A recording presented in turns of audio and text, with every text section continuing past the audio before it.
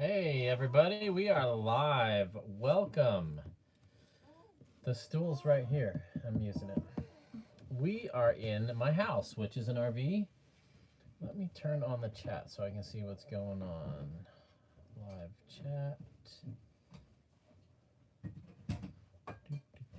Thanks for bearing with me. This is my first live chat on this channel. I'm excited. Hey, what's up, Mike? Thanks for saying hi. All right, cool. We have some exciting announcements. I'm just going to get to it, and as stuff pops up in the chat, I will answer them. Evan, what's up? Hey, guys. So, we've got some exciting announcements coming up. I'm switching to my notes over here on my computer. First off, for those of you that don't follow on Instagram, Instagram's way more up to date than YouTube. YouTube usually takes a few weeks to edit and get all those videos released and stuff. So I'm usually not in the location you see on YouTube when you see it. For instance, I'm in Bentonville right now, but our next video is going to be from Phoenix, Arizona. That happened about a month ago. So yeah, we're in Bentonville. And I'd like to meet up with some of you guys. I need some more people featured in my videos. I'm tired of being the only subject in the video, and I need your help. So if you've got a hardtail, or even if you don't, but you want to be on the channel, hit me up. But definitely we give priority to hardtail people. If you can scrounge up a few friends to grab a hardtail and go make fools of ourselves trying things on the trail, that'd be awesome. So yeah, we'll be in Bentonville for the next couple weeks. We would love to connect. That's super exciting. So we are on tour. My wife and I and our daughter, we live in a trailer. Oh, cool. I'm going to answer that question about which bikes you recommend. Hey, Landlubber. Cool. It's cool to see so many of you guys over here. Thanks for following. I know it was short notice. But yeah, so my wife and I, we live in an RV. We're in a trailer. This is our little trailer tour. We've got a toy hauler that we've modified. There's Dusty Betty and little Dusty. And the flies, because we're at a campground. We got mosquitoes in here. And so we are on tour to film fun videos all over the U.S. And we want to film them with you. And so if you want to know where we're going and kind of tentatively what our schedule is, we can never nail it down exactly. Go to hardtailparty.com/tour, TOUR. And that's where we post up all our information there. So yeah, this is our house. We've been living on the road for 3 years. I have a normal job. I work online, and that pays the bills and allows us to get around and have fun. So yeah, we're in Bentonville right now. We're going to be here for a few weeks. I'm planning on filming at least 2 videos here. I'd love to do 3 or 4. Oh, good. Lifted Adventures is here. Now the party has started. We just need a fat lady to sing now. Or is that when it's over? Yeah, the party's over when the fat lady sings. So maybe I'm going to have to get a wig and sing at the end of all our videos. So yeah, on this tour, there's a very special, this is probably the biggest announcement. Hey, Jennifer. Awesome to see you on here. We have a once-in-a-lifetime trip coming up, and you're invited to the Grand Canyon. I've never been to the Grand Canyon, even though I travel full-time. You'd think that'd be one of the first places I've ever been. Neither me nor my wife have been. And we have a 4-day overnight camping trip at the Grand Canyon guided by Western Spirit. If you've ever been to Outer Bike, Western Spirit are the people who put that on, and they are a fantastic company. So Western Spirit has opened up slots for us and for Dusty Betty fans. So you might, the branding might say, come join Dusty Betty, but it's open to Hardtail Party too. And I think we've got 10 spots up there, and so Western Spirit, you fly into Vegas or into St. George or Flagstaff and bring your bike or rent one there. And what they do is they load us up on the van, they drive us down the road, and we get a truly amazing catered backcountry experience. They're going to cook for us. They're going to haul our gears. We have 2 experienced guides who will help you improve your skills, who are certified for medical stuff, who know this area like the back of their hands, and they are going to take us on the sweetest trip. So we ride about 15, maybe 20 miles a day, do some little short hikes, and we're on the north rim of the Grand Canyon. And a lot of people think desert when they think Grand Canyon, but the north rim is super high elevation, so we're going to be in the aspens and the pine trees, and then we're going to dip out to the Grand Canyon and check stuff out there. It is going to be the coolest way to see the Grand Canyon, and I would love to do it with you. So these guided trips aren't cheap. It's one of those trips of a lifetime sort of thing, but we're super stoked that they're willing to put this special group together just for us. If we don't fill it up, they'll open it up to the public and let other people come as well. But it's family friendly and it's open to anyone. And the trail is an intermediate trail. If this is your first year riding and you put in some miles and you can do good 10, 15 miles in less than 3 hours, you're going to be okay on this trip. If you've been riding for 20 years and you love the outdoors and you still like some technical stuff, there's still some fun stuff to be had on this trip. So it really is a great trip for everyone except for brand new riders who haven't really ridden on single track before or spent much time on the dirt. But we have such cool guides. This is a trip of a lifetime for me. I've never done anything like this that I didn't organize. And so it's really nice for me to have them organize it for me. And as much as I would like to organize these, there's a lot of logistics, permits, insurance, a ton of logistics and costs when I go into planning these myself. And so I'm super stoked to be working with them. That is June 10th through 14th. And I have a link to sign up for it. And I'm going to put that on the website under hardtailparty.com/tour. In fact, I'm going to go over there and put it up there right now really quick. Bear with me. Grand Canyon trip. And we're going to enter a link.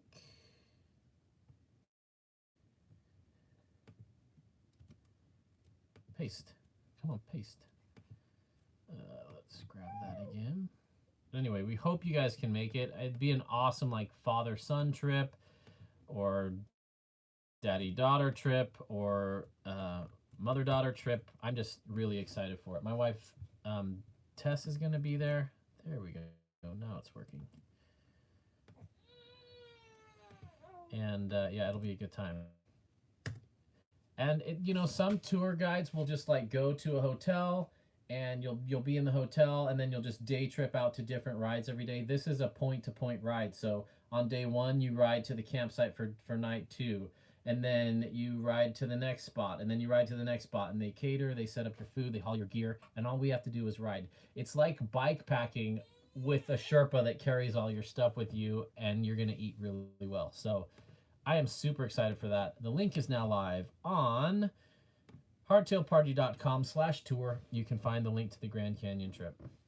And you can also see where else we're coming. So we're doing a quick, short little spring tour loop that started in Arizona, went through Texas. Now we're in Arkansas. We're going to swing up a little bit and do like Kansas City, Missouri, Wyoming. We're probably going to ride Kurt Gowdy, and then we're going to do some Utah stuff, Moab, St. George, Salt Lake area. And then we're going on our Grand Canyon trip, hopefully with a lot of you. And then we start the summer tour where we head to the East Coast. We've always done the West Coast for the last 3 years. California, Oregon, Washington, Squamish, Whistler. But this year we're going to the East Coast because we've never been there and we know you guys have great trails and we want to meet you guys. So we will do West Coast again. We grew up in the West Coast. We love the West Coast. Okay, don't skip Rapid City, South Dakota. Dusty Betty stickers. Send Tess an email. If you're a patron of Tess and you don't have stickers yet, send her an email. She'll get those for you. All right, so that's enough about this. Let me hop over. Let me see if I can see my comments again. Live chat. Oh, here we go. Awesome. Okay, I'm gonna go through some of the chat things. In Arkansas, I love that. We're not. I don't have plans for going to California. We thought we were gonna make Sea Otter happen. It's not gonna work right now.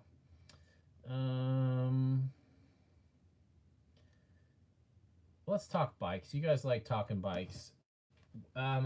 So what are my favorite bikes? I'm going to do a video on kind of bikes that get my stamp of approval right away that you can just go out and buy them and not have to like feel bad if you got them. And on that list, I'm gonna have the Trek Stash. The Salsa Timberjack is a great bike, provided you ride it the way it was meant to be ridden. It's a great bike for the money. The Santa Cruz Chameleon, I like it, but I don't love it. Vitus or Vitus or Vitus, I don't know how you say it. I've never tried them, but their geo numbers look spot on. And of course, the middle child that I ride. Like, the reason I partnered with RSD, with Rubber Side Down, to ride their bikes this year is because I do think they're the best hardtail on the market right now. I don't partner with companies that I don't like their products, regardless of what they'd be willing to pay. So I pick companies that I like, that I would buy anyway, and RSD is one of those. Which chameleon, aluminum or carbon fiber? My opinion, always aluminum. I've got a carbon dual suspension bike, and it's nice, but for a hardtail that gets banged around and crashed and stuff, the aluminum one gets my vote. Or if you're going to spend the money for a carbon one, I would get a titanium middle child. That is my dream bike, and I'm saving up to get one of those one day. It's my same bike, but made out of titanium. Even more impact resistant than carbon fiber and stuff, and about the same weight. All right, let's see.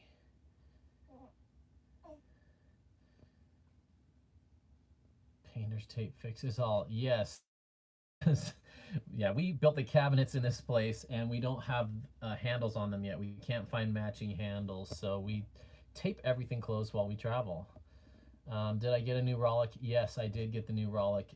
Check out the video on Dusty Betty's channel. I rode Hangover on it, and the new Rollick is even better than the old one. Timberjack, we got a lot of Timberjack people here. If the Timberjack had a super slack head angle, man, I think that'd be my number one recommendation for a light bike. But just because I like slack head angles doesn't mean everybody else should do them. If you're dropping stuff, if you're riding rowdy stuff, blue to black trails or super steep stuff, a slack head angle makes a huge difference. It feels way less twitchy, way less sketchy. But if the Timberjack's all you got, I mean, rock it. You can put a angle set in those. I remember I talked to Salsa at one point about that, and when you run an angle set, you have to run a shorter travel fork or you void the warranty. I think like a -2 degree angle set with a 150 fork would be super cool. I love the Trek Stash, yes, but there's a reason I don't have one. It's not quite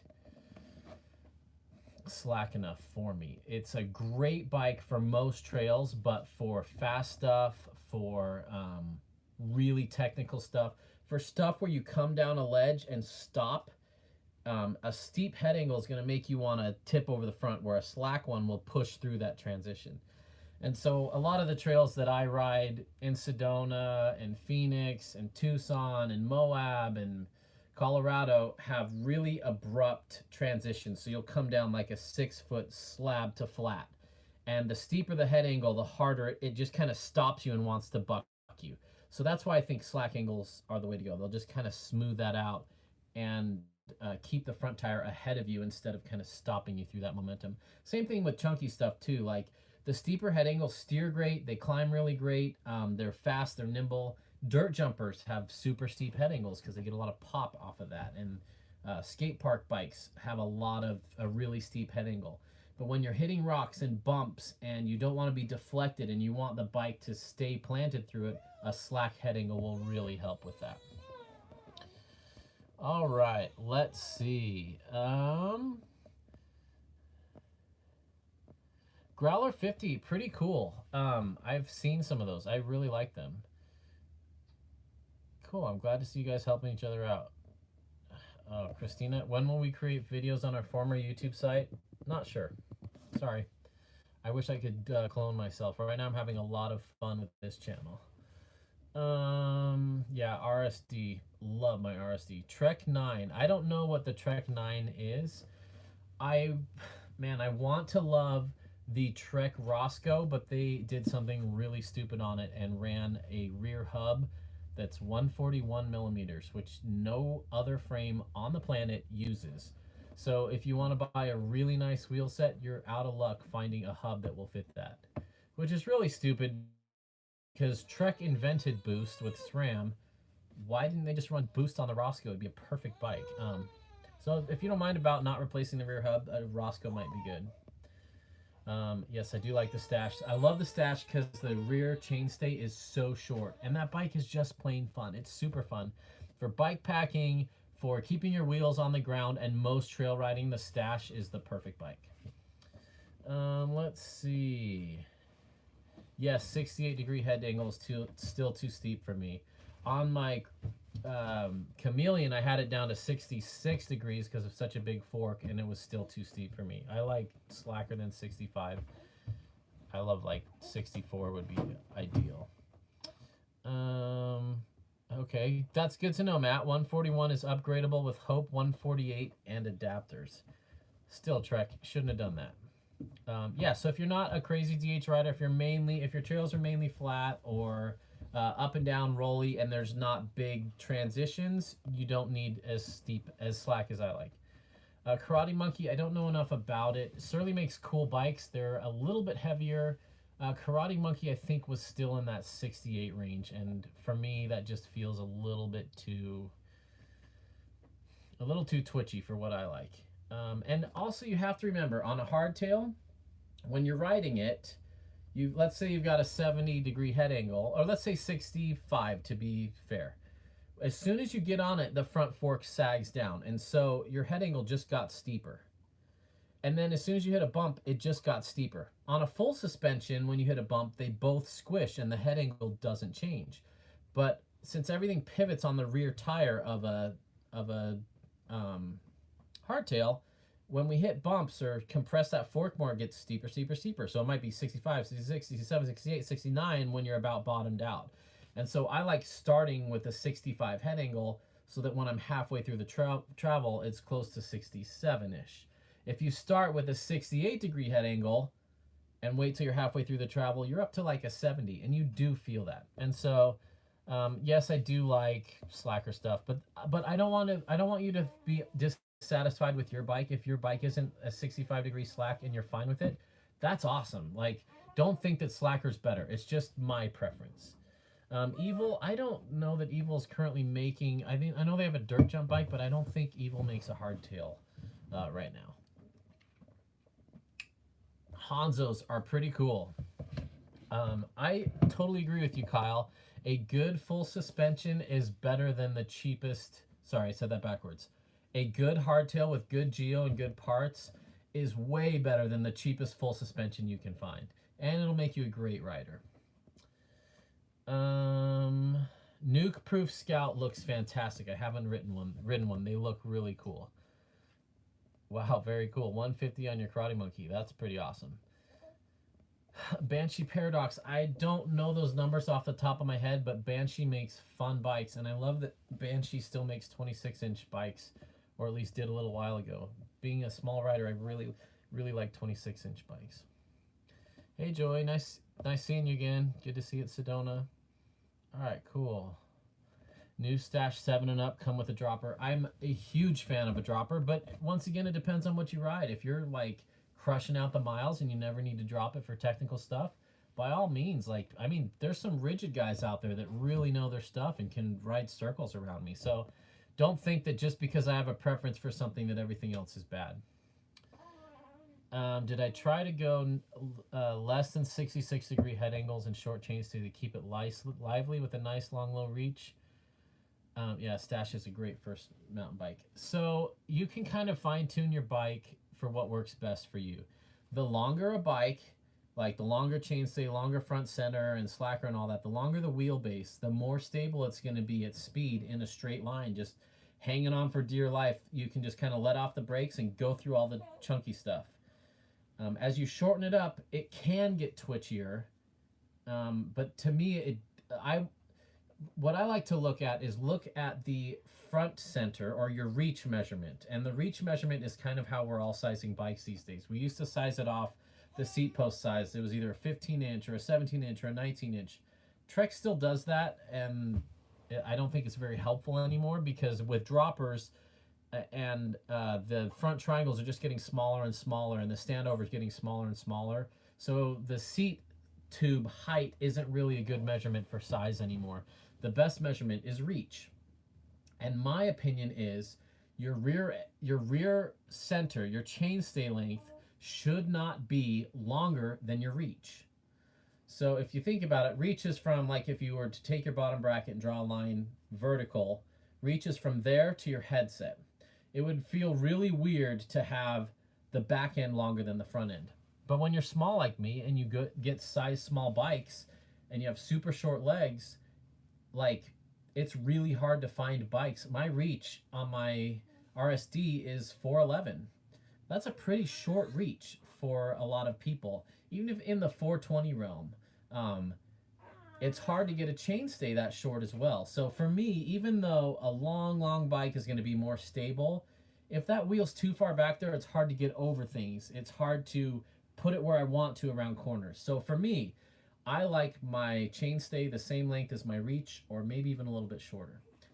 Since I don't race, you know, I'd rather have something playful that I can manual and bunny hop and lunge over things easier, and the shorter rear end really helps me with that.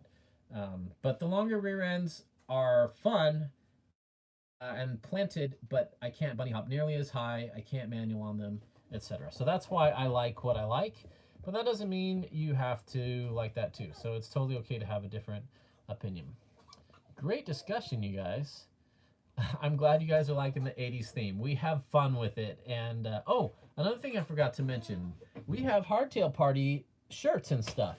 So if you aren't ashamed to ride a hardtail and let other people know it, man, grab a Hardtail Party shirt. We've got t-shirts. We've got hats that I'm wearing. The hats don't look right in person, so I would not get the hat. But the hoodies and the shirts and all that, they're super cool. So to get those, go to shop.spreadshirt.com/hardtailparty. I also have a link to those on my website, or I will at the end of this. Let's see. I'm going to catch up in the chat real quick. Super good comments, you guys. That's what I love about this. Hardtail Party is a community. It's not, let's focus on Steve. We're all here to help each other out and to share our love of mountain biking. This channel's not about, look at how great Steve is. In fact, I don't feel like I'm the main character of the channel. I feel like the bike is, or any hardtail is. Awesome.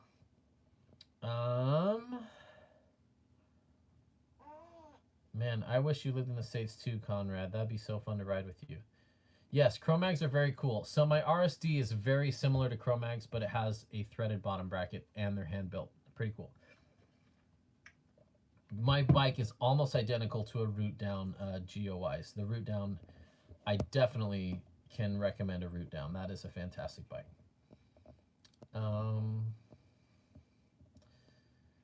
Yes, please send me your footage of you guys riding hardtails.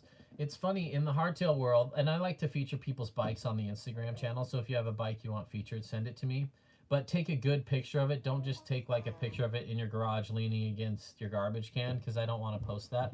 I want it to be inspiring and a nice picture, and I always prefer pictures of people riding than just your bike sitting there looking pretty. Sadly, a lot of the hardtail threads online are like people who've matched their grips to their chain, to their pedals, and it's like a fashion show of their bike, which is fine, but that's not really what Hardtail Party's about. We're about riding the bike and having fun on it. So I prefer featuring videos of people riding and pictures of people. Diamondback sinkers, those are pretty cool. The chainstay's a little long for me. Nuke Proof Scout looks great. And also the Commensal Meta HTAM, super cool bike. That's got a 430 chainstay, so it's longer than mine, so that's why I didn't get it. But it's a fantastic bike for the money. And if you are going to race enduros or you care about going fast more than manualing or bunny hopping, that could be a great option. All right, let's see. Good stuff, you guys. Cool, John. So yeah, if you're 5'4", thinking about that reach versus rear center, like a lot of bike companies don't do that. Norco's pretty good. They change the bikes on their full suspensions. They lengthen the chainstay as you go up. Each size has a different size chainstay. But it seems so silly to me that someone 5'4" would have the same chainstay length as someone's 6'4". That just makes no sense. And my legs are so short, like getting them behind the rear axle is so hard with a long chainstay. My chainstay is just so short. And yeah, Seth and I were chatting at Sedona and wondering, yeah, and I was just saying, dude, you're short like I am. Like, what do you find about bike geometry? And he's like, man, the reaches are getting out of control, and for short guys, it's hard to manhandle a long bike. So, but I am glad that there's options for super tall riders too. So I don't want this to be just a short riders channel, but yeah, tall riders, you guys have some great options now. Awesome. Let's see. Decals. I do need to do stickers. That's something I haven't done. What I need from you is help finding a company that will ship the stickers for me, because I don't have time. I hardly have time to edit my videos as is, but I don't have time to send envelopes for every person that wants a sticker. That would just be like a full-time job, and I hate to say that. And it's not that I don't care, but I need to get the stickers built, and maybe I'll do a Patreon and send stickers to patrons or something, but I don't know. What I'd love to find is a company that you guys can go online, order as many stickers as you want, and they'll ship it to you, and I never have to do a thing. I know. I'm lazy like that. I've got a full-time job. You're not lazy. Steve's always got like 10 irons in the fire. I do. I run 2 YouTube channels. Tess runs a YouTube channel. We have a beautiful daughter. We travel a lot, which takes a lot of time, and my job takes a lot of time. So I just don't have time to be doing it. I wish I did. But I need to do stickers. I haven't forgotten. Yeah, I also don't like quick release axles. Man, why won't somebody just make a good geometry hardtail that has boost front and rear, 12mm rear axle, so like everything is like a really cheap frame with really cheap components that you can just upgrade the components and you have the same frame as the pros. Like Marin almost did that with the San Quentin. The San Quentin, I'm gonna get these confused. Is the San Quentin 3 the best one or the 1? I think the San Quentin 3 is the best one. Their lowest end one has a quick release axle, so it's a different frame than the other 2 San Quentins. It can't be that much cheaper to go with a quick release rear axle. I wish somebody would just make a $700 or $800 aluminum hardtail with awesome geometry, because that costs no more than making one with crappy XC geometry, and then just put cheap parts on it and let people swap them out when they break. Like, I'll run SRAM NX all day long. I got no problem with that. It shifts just fine for me. But I do want a good fork. I do want a really good rear hub. And so, you know, you don't need the best of the best on everything. Anyway, merch. Yep, we got shirts. Hanzo steel frame. That's a pretty sweet bike. I've been seeing a lot of those. And props to Kona, and props to Reeb, and props to Diamondback at the Sedona Mountain Bike Fest. They all had demo hardtails, which I almost never see. So good job, you guys. Is Super Chat turned off? I don't know. I just got monetized last night, which I'm super stoked for. Thanks, you guys. Now I can make money on YouTube with ads. I don't even know if I've got the button available for Super Chat yet, but you guys are super nice. Awesome. Glad to see some of you guys getting the shirts. That's cool. We have fun with it. KOM hunters, not me, but I'm sure there are some here. I'm super slow. Plus, we're both in half as good a shape as we were before we had a baby. Yeah, so Tess is gonna chime in. She gives a good perspective. Maybe I should put the camera over there while she's feeding the baby. But yeah, Tess and I used to ride 5 days a week for several hours. We were putting in, I don't know, 50 miles, 100 miles a week. But with a baby, that's just not happening. So we get about half as much riding as we used to. Norco Fluid, cool bike. Norco Torrent, that's their plus bike. Super fun bike too. Email is hardtailparty@gmail.com. Do I ever have my front end come up on steep climbs? And if so, how do you keep steep hills keeping the front wheel down? Good question, Jennifer. So I used to have that problem. I still do barely, but not really. And what's interesting, man, I need a little diagram of a bike so I can hold it and point to it. Let's see. Bear with me.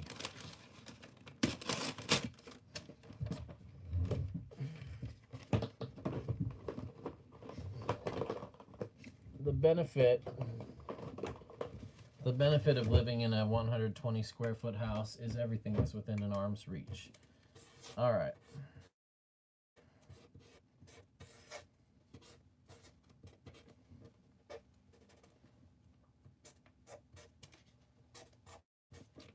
So, this is a bike. The stack measurement is the measurement from here to your front wheel. It's how high your handlebars are. And I happen to like a super high stack. It makes it easier to wheelie, it makes it easier to bunny hop. It puts you in a more upright position. If you watch Danny McCaskill and Allie Clarkson and Ryan Leach and Hans Ray and all the good trials guys who like hop up stuff and bounce around and then hop to the next thing, those bikes have a super high stack. So you're when you're riding them, you're in a high position. A cross-country race bike is they actually drop the bars and you're in a hunkered over, lower, more attack position. And that lower attack position with the lower stack keeps the front end down on climbs. Because cross-country racers are less worried about how far they can wheelie in the middle of their ride because they're racing. But I'm more concerned with how far I can wheelie, or can I jump over that fence, or can I get on that picnic table or whatever. And so I like a high stack. So a high stack will make your bike wheelie even more when you're climbing because your bars are up and your weight's back and it makes you want to wheelie more. So the secret is to bend your elbows and get your chest over the bars. And at the risk of being inappropriate, Tess has been to a lot of women's clinics. And one phrase that really sticks for the women is boobs over the bar. What a lot of people do when they ride is they kind of lean back and they're actually sitting behind their pedals and they're kind of pedaling from behind. Kind of like those guys on lowrider choppers. They're just like hanging on for dear life. What you need to do is get in attack position, get your chest literally over your handlebars. So your hands will be almost, your bars will almost be touching your chest. You'll also slide forward on the front of your saddle and you'll sit on the nose of the saddle. The reason our saddles are this long is so you can adjust your position depending on what you need. So if you're wheeling out when you're climbing, you need to get forward, get in attack position, and get your weight ahead of the bottom bracket, not behind it. Another thing you can do is point your toes down a little bit more. That keeps you ahead of it. And yeah, just really getting your weight forward. Now, if you stand up, now your rear wheel isn't weighted and it'll spin out. So there's a balance there. If you're standing up sprinting and it's loose and you're leaning forward, you're gonna spin out. So you still have to stay seated, but slide forward on your seat, sit on the nose of it, and get your bars, get your chest over your bars, and your chin will actually be ahead of your stem. Feels really weird, but what that's gonna do is put the weight on the front, but you're still sitting on the back tire to have the traction that you need. Hope that helps. Sorry for the long-winded explanation, but man, I love explaining this stuff. All right, flats or clipless? I like flats. I rode clipless for 15 years. There's pros and cons. The reason I stopped riding clipless is because I wanted to learn to manual 100 feet. And I was not practicing manuals in my clips, even though I could always clip out, and I never crashed because of my clips after my first month. I was holding back and not trying things. I wouldn't try to hop up on little skinnies that had exposure just because the consequence of not clipping out would be too high, and I was just found myself holding back. And since my whole philosophy is riding for fun, not for speed, I decided to give flat pedals a try. And when I was riding, 20 years ago, they didn't have great flat pedals. They have those $100 croupy like meat bear claws that would like you think shin scars are bad now. You should have seen back in the 90s with those super spiky things. Like bear traps. But now we've got good pedals and really good shoes. And so I'm a big fan of flat pedals because I try more stuff. I'll session more stuff. I'm not afraid of getting hung up on stuff, but there are times when clipless pedals would have helped me get up a feature. Like riding, you're going to see pretty soon, riding National in Phoenix. That trail, you need so much consistent power and smooth power to get up some of those 3-foot ledges and power moves that at the moment I can't do it in flats. So pros and cons, I like both. I I believe that people switch to clips way too soon in general. They see them at the shop, they see all their friends riding them, they see good riders riding them, they see pros riding them, and they think, I need those to be better, when they never developed the fundamental skill with flat pedals anyway. And I've got some friends who race the Arizona Trail and the Tour Divide and these long 600-mile mountain bike races and road races, and they train on flats to actually develop the proper pedaling technique. And you would think, why don't they just train on clips? Clips are more efficient. You can pull up and you can jump and stuff. But you actually develop better pedaling technique on the flats. So if I was racing, I'd put clips on for my races and then take them off and put flats on for most riding. So I don't want to start a war, but I like flats, but I don't hate on people that have clips. But I do hate to see new riders who can not even ride a skinny in clips already, because they're never going to try skinnies with clips anytime soon, and they develop a lot of bad habits, like lifting the bike with the clips instead of learning how to lift it other ways, and jumps and bad technique.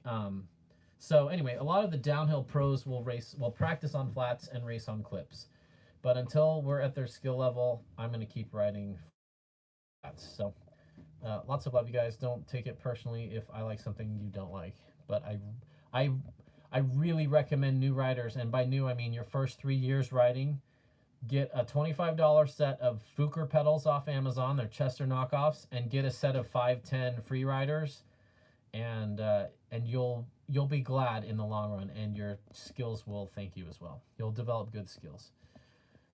All right, that's a lot about that.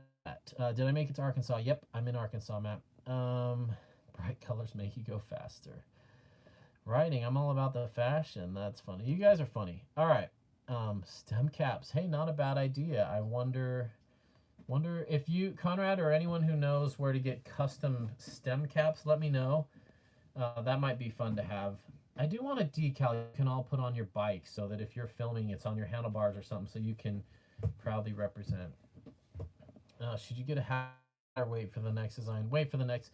They only have one design. It just, like, you can see, like, it's got this square around it, like where the stamp thing pushed on it, and it just wasn't right. One cool thing about Spreadshirt is if you order it and it's messed up and doesn't look right, you email them and say, hey, this doesn't look right, and they'll refund you. So I paid for this hat. They printed it crooked, and then it's still got this weird square, like, looks like they ironed it on. It's kind of weird looking. So they refunded me and said, just keep the hat. So I got a free hat, but I don't wear it in public very much. Lost Marin San Quentin. I think that's a super cool bike. For me, it needed riser bars. Like, the stack was super low, and definitely ride different sizes because I'm usually a small, but I was in between a medium and a large on the San Quentin for some weird reason. On paper, I would have thought I was a small, maybe a medium, but I almost bought a medium when Performance was blowing those out at 40% off. So yeah, San Quentin's cool. Just don't get the super low-end one with the quick release axle. Get at least a San Quentin 2 or 3. And the cool thing about the San Quentin, if you look on their website, they say max tire size is like a 2.6.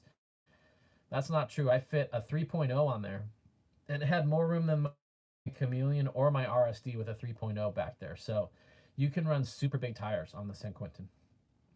That is a cool bike. The one bummer about the San Quentin, if you do want to run plus tires and stuff, they have narrow rims for plus tires, so you're going to have a hard time. You're going to have to buy new wheels anyway, and at that point, it might be cheaper to buy something like an RSD that's already built with the rims for the tire size you want. But I'm super biased because I work with RSD. Let's see. Hurricane Festival. Man, I wish I was there. Good. Thank you, repping all the hardtails, Rodrigo. That's awesome. Raleigh Tokel 3. I've never ridden one, but I know Phil likes his. But Phil can manual a school bus, so. What do I think of 1 out of 10? I don't know what that means. Sorry, Kurt. All right. 29 or 27.5, depends on your flavor. I prefer 27.5 because my legs aren't even 29 inches long. Like, I can't even straddle a 29er wheel because my legs aren't that long. I do like 29s. The feel of 29s, how they keep momentum really well, but on a hardtail, It depends on your trail, man. You guys are asking all the hot button questions. If you're in pretty smooth stuff and your rocks are brick size or smaller, I would go probably 29, like a 29 by 2.5. If your rocks are bigger than a brick, and I'm talking like the square edge that you hit, I would go with a plus bike. I like plus bikes on hardtails because you can air that back down so much, especially with CushCore, and just get a smooth ride. And it takes a lot of the rattling out of it.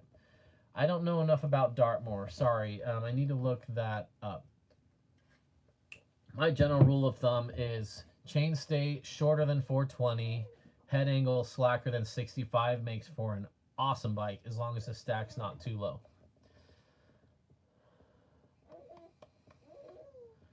All right, you guys are awesome. Thanks for bearing with me as I go through these. I'm afraid I'm never going to catch up. I just need to move on. Yeah, hardtails are awesome. You guys are the best. Oh, good. Trail features converted his pedals to tubeless. That's awesome. Can you shim a dropper? Yes, you can. Shim a dropper. Chesters and 510s. Those are really great. Lately, I've been riding the 1-Up composite pedals. I also have Chesters and I also have Fukers. The 1-Ups are a little bit wider. So I actually like the feel of Chesters a little better. I feel like my feet control the bike a little bit better. But the 1-Ups let me be lazy, and if I don't put my foot on right, I'm okay with it. Whereas the Chesters, I kind of like get everything perfect before I start descending, and then it just moves like part of me. All right, custom caps. I might have to check that out. All right, cool. I am loving CushCore on the hardtail. I run my tires way lower than I should. I'm probably destroying my CushCore. They're saving my rims, but yeah, I'm loving them more than just the rim protection. I love how I can fine tune how the tire feels.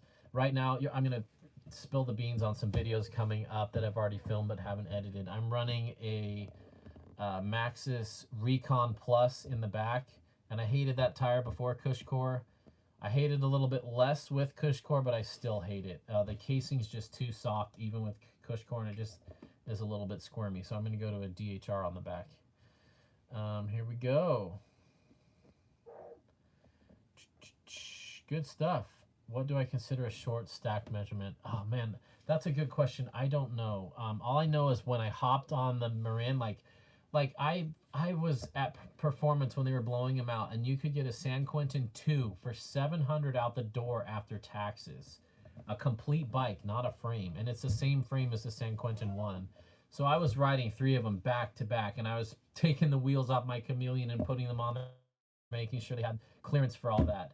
And they had plenty of clearance, but all I remember thinking was, man, if I bought this bike, I would need 30 mil riser bars, because it just, the front felt so low. I just felt hunched over, and it was hard to get it up into that. It was really hard to manual. It was really hard to get it up into that position. So whatever my middle child is, like literally my middle child is, for my riding style, it's fantastic. And I felt like the Chameleon had too low of a stack too. So I would look on the numbers of whatever Chameleon stack is and whatever the Marin stack is, and compare that to the middle child. I like the middle child stack. And sometimes you get geometry numbers that you think should feel a certain way, and you hop on the bike and it doesn't feel quite like the geometry numbers you would think it does. And to be honest, some of these companies aren't extremely precise at measuring their geo numbers, and they're actually off, which is super frustrating. But that's a good place to start. All right. You guys are awesome. Am I selling the old Rollick? No, Spot gave me a deal and said, do you want to trade your old Rollick frame to us and swap it for the brand new one? And I said, yes. And so I did. So they have my old Rollick. All right. Yeah, Mike is kind of the expert. William Lavaseur down here. If you're into Trek Roscoe's, he's got a super sick build. Get in touch with him. He's done a lot to it, and it sounds like he knows a way around that funky, weird hub. Yeah, Victor. So first of all, I'm not surprised your buddy got a Fuji for that price with the same components as the Chameleon. The Chameleon is not a good value. It's a great frame, especially if you love that head angle, which I don't, but it's a great frame. But the parts that come on it, man, that bike should be $500 cheaper than it is. But it's a Santa Cruz. You kind of pay for that name. All right, cool. Let's see some more announcements. You guys are awesome. Thanks for tuning in and asking these questions. I'm happy to answer any other questions you guys have. We've got...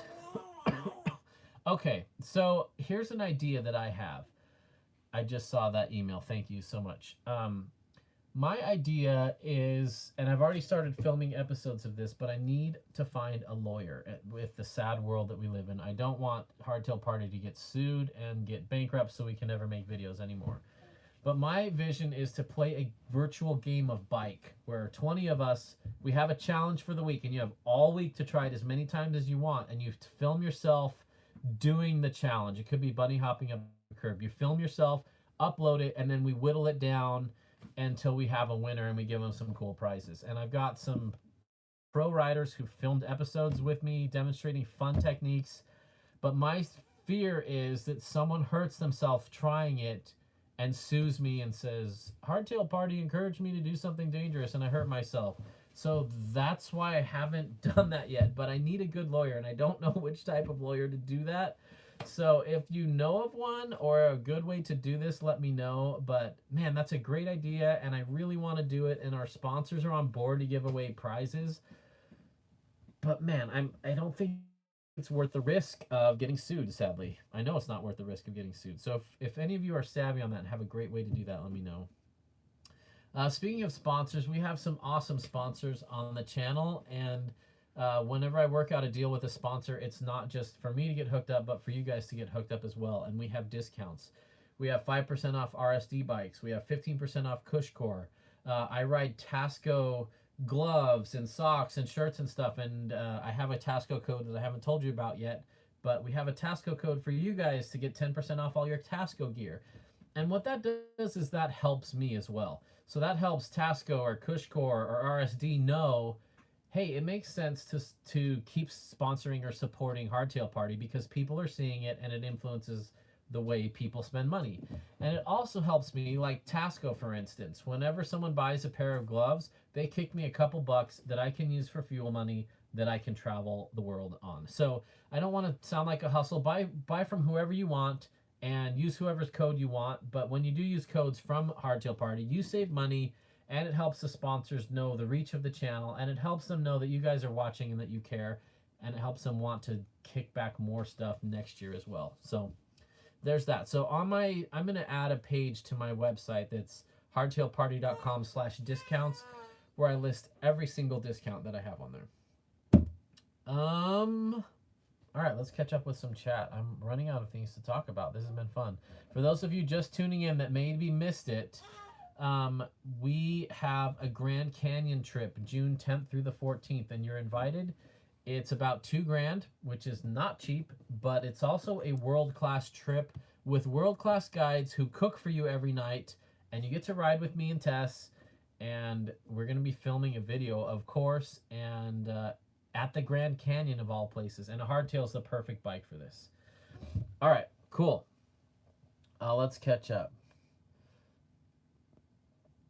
Find a lawyer that rides a hardtail. I don't think lawyers ride hardtails except maybe a Carbon Chameleon. They're all riding Yetis right now.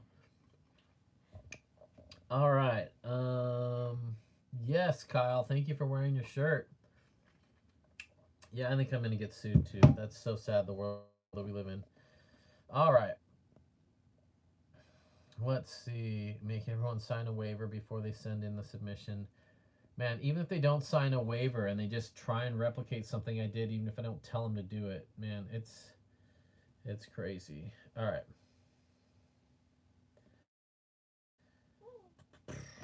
All right, we're going to wrap this up pretty soon. The last thing is just to remind you guys to film yourselves riding. I only have like 4 submissions for the next episode of Hardtails, which is where I feature your videos. So that's not enough to make an episode, so I just have to sit on those until I have enough. And it doesn't have to be the gnarliest thing ever. It can just be a 1-minute video that expresses what you love about riding or riding a hardtail in general. It could be a scenic ride. It could be a tough climb. It could be you learning how to bunny hop. It could be whatever. And I know that's risky to put yourself out there and let other people see it and maybe making bad comment about it or something, but I really hope that thing gains traction and we get some really cool edits, because there are some killer riders out there. I know a lot of you guys are way better than I am, and I want to see it and featured on the channel as well. And it's a good way for you to get eyeballs and exposure to your channel. So if you've got a new channel that you're starting out and you want to show people how rad you are, film that video, send it to me, and I'll be sure to tag it to you so that you can get some extra views over there. That's pretty cool. All right, what's up, RC? Sweet. Yeah, sorry there's no riding yet in Minnesota. You can do track stand videos in your driveway. All right, let's see. You know what, Ben, that's a good idea of your commute. I think you could have fun building a 1-minute commute video, and I think you can make it pretty interesting. My tip is to change the camera angle up a lot and focus more on telling a story than just showing a human pedaling. All right. Oh man, Costa Rica.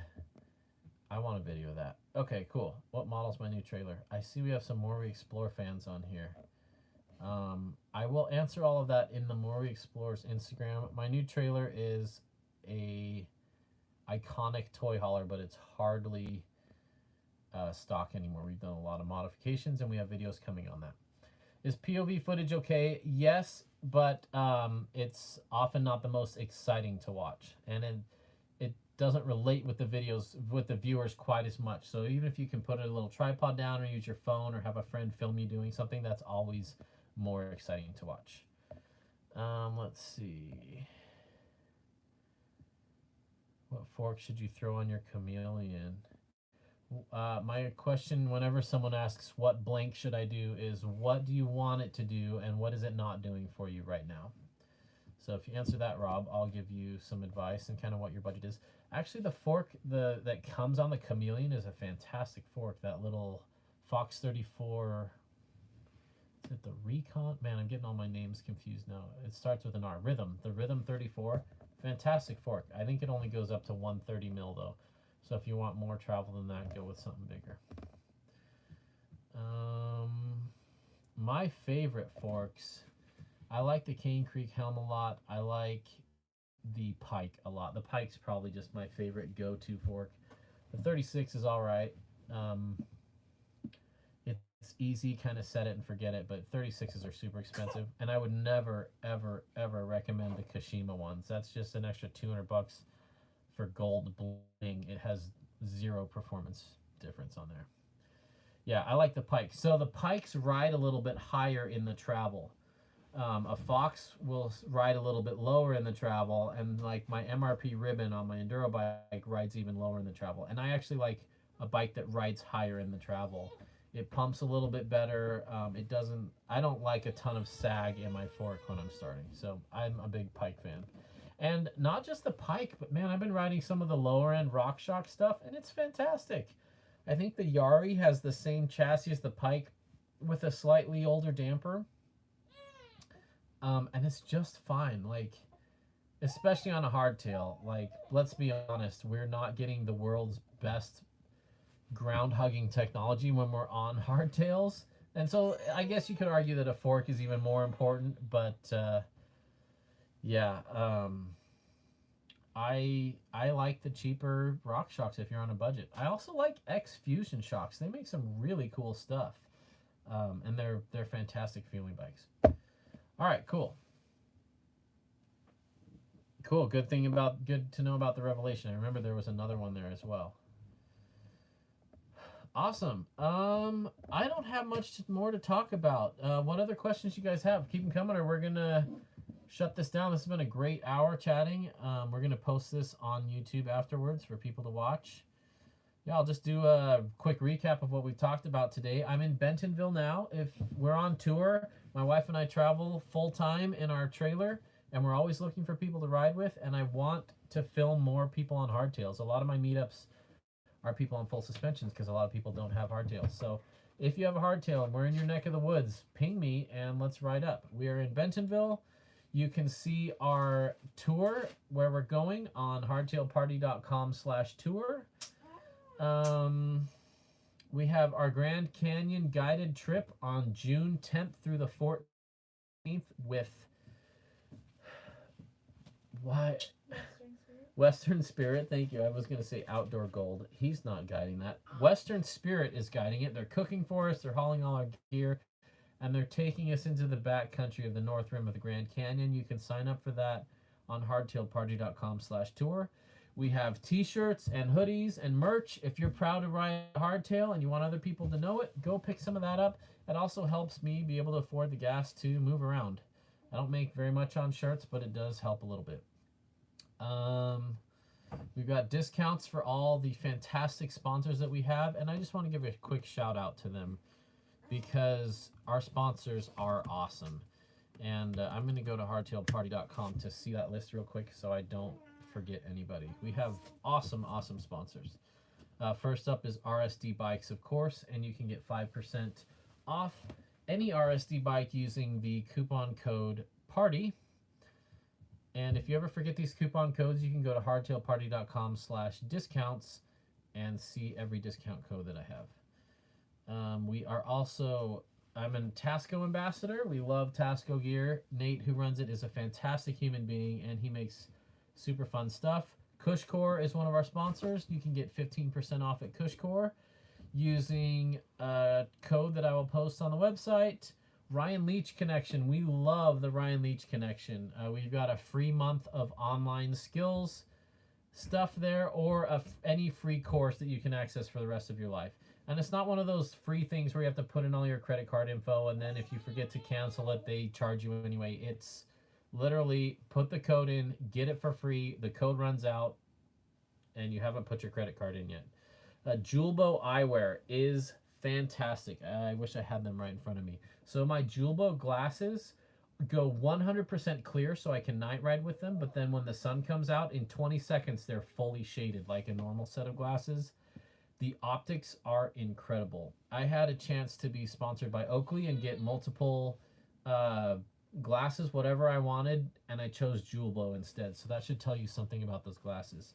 Tailwind Nutrition is my nutrition drink that I drink. It's your energy bar and electrolytes in a drink. So you don't need to stop and eat a power bar, eat a Cliff Bar, because you get the calories through the drink. And it doesn't have all these nasty products, and it doesn't have all these dyes and stuff. I really like it. Fanatic Bike Shop is my go-to bike shop, and they do some really cool online custom builds. So if you want a certain hub with a certain rim with a certain color frame, go to Fanatic, and you can dream up your dream bike and put it on there and see what it would look like and see what it would cost. And they have fantastic mechanics there. And then 9.8 is my dropper post that I haven't announced yet, and 9.8 makes a super cool dropper post. All right, those are all my fantastic sponsors.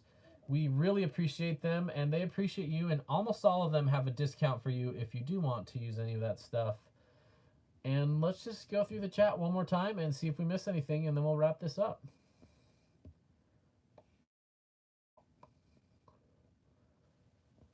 Yes, I do know stuff about NS Bikes. I used to have a sister company, and because we're live, I totally forgot the name of it. NS Bikes makes very cool bikes. I like the Eccentric. It has cool geo. I've never ridden one because they're kind of rare, but the geo looks awesome. Come down to Chile. I'd love to come down to Chile. That sounds amazing. Unfortunately, I haven't sold enough anything to be able to move my travels to Chile yet, but I really do want to. All right. You guys are awesome. Great community here. Hey, congrats, Conrad, on losing all that weight. Definitely check out these hoodies. They're comfy. I wear a large. Really like it. Dang, chump. Sorry to hear about your injury and that you can't make it to Grand Canyon. That'd be fun. Have I ever wanted to ride a BTR hardtail? I don't know what a BTR hardtail is. I'm going to look it up.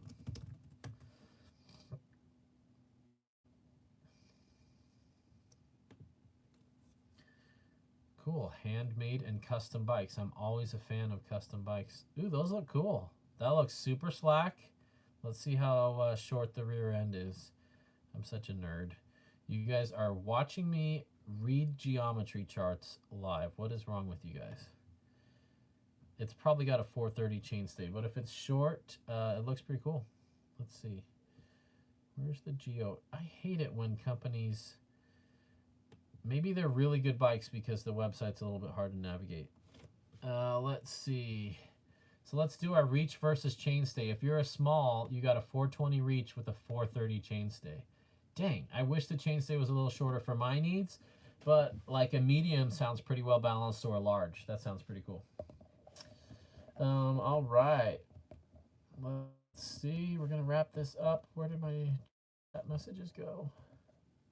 All right, there they are.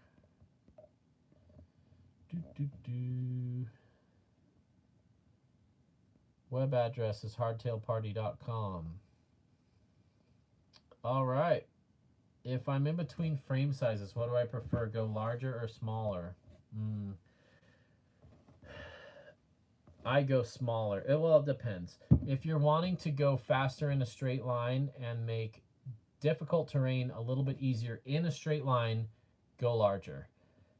But that definitely comes at the expense of playfulness and being able to, like, on technical moves, like lift it up. There's a reason trials bikes are so small and people can like move them around. And when you watch the 50-to-1 guys like Loose Dog and even Josh Bryceland, they're all sizing down and they're riding them more like BMX bikes. So it depends on how you ride. If you want to hang on through bumpy stuff and feel like a rock star because you made it through, a larger bike is going to do that, and it's going to be a little bit faster, a little more composed. If you like slashing corners, doing jumps, getting rowdy, maybe not going full out speed-wise, but manualing, bunny hopping, playing around, size down. What brakes would I go with for an upgrade? Shimano makes great brakes. I like SRAM Guide and Codes the best because I like the contact adjust lever. I feel like it works better than Shimano's, but Shimano's are great too. Let's see. Preference on hardtail 29 or 27.5. We already answered that, so when I post this live, you'll have to go back and watch that. Awesome.